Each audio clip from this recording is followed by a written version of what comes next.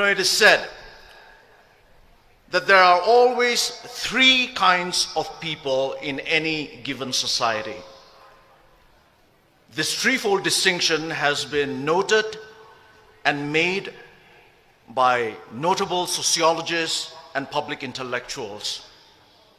But this threefold distinction of the three kinds of people, it was first identified and first stated by the supporters and founders of democracy in ancient Greece.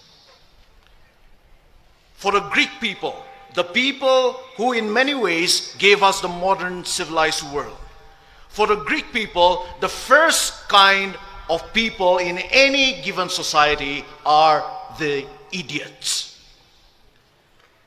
For the Greeks, the idiot is not necessarily someone who is mentally deficient. Rather, for ancient Greek people, the idiot, they said, is someone who is a totally private person, a totally self-centered person, and a totally selfish person. They called him the idiot. The idiot, he is always out for his personal gain and his personal interests. He does not have a public philosophy. He has no knowledge, no skill, no character, and no virtues to be able to live and to be able to contribute in a flourishing society and community. He is all out for his personal pleasures and for his personal treasures. And the Greeks said that the idiot was just an upgraded barbarian. The first kind of person, the idiot.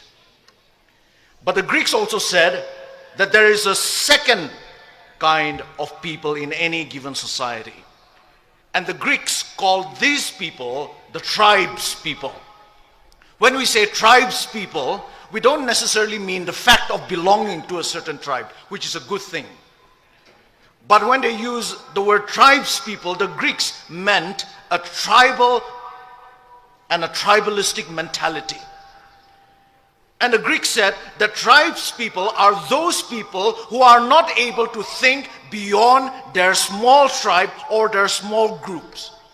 For tribes people, their primary allegiance, their only allegiance, and their ultimate allegiance is to their tribe.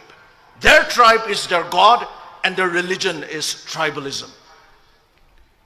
And tribes people, the Greeks said, are always afraid of things that are different, that are a little alien to them. They are always suspicious and fearful.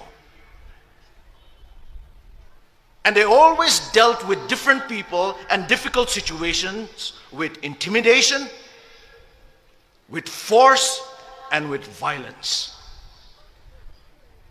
And the Greeks also said that the ideal person for tribes people is the warrior, because tribes people are a war-making people. Their ideal is the warrior. But it was not so for the Greeks. For the Greeks, there was another kind of people, another kind of a person, and that was the ideal person. And the Greeks called this ideal person the citizen. The citizen. And here when we use the word citizen, we are not talking about legal status or political status. We are talking about the idea and the ideal of citizenship. And who is the citizen? The citizen, according to the Greeks, is someone who has the skills and the knowledge to live a public life, who is able to live a life of civility. The citizen recognizes that he or she is a member of a commonwealth and thus strives for the common good. That is the citizen. The citizen, yes, he or she knows his or her rights in a society.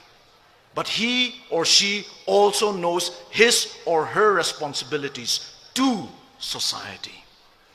The citizen can fight for his rights, but always with an awareness of and with a respect for the rights and interests of others, of their neighbors, of the smallest of minorities, and of the worst of their enemies. And it is citizens, the Greeks said, that make up a civilized society.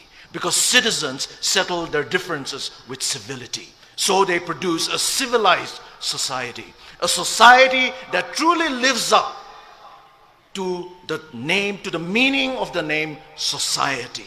Society literally means friendship and friendliness. That is the threefold distinction that the Greeks have given us. That is the choice that each and every individual, wherever he or she may be, has to make in a society. And I believe that that is the choice that starkly faces us Naga people today. Will we be idiots, living only for ourselves? Will we be tribalistic, tribes people, unable to think beyond our tribes and our small groups? Or will we be citizens? Citizens in the best sense of the word. Today, on this historic day, I believe I want to make my choice.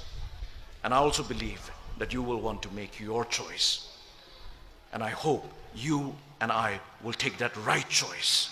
And it is with that hope that I want to finally address you, ladies and gentlemen, as my fellow Naga citizens. May God bless you, and may God bless our Naga people. Thank you. Thank you, Dr. Kevichuse.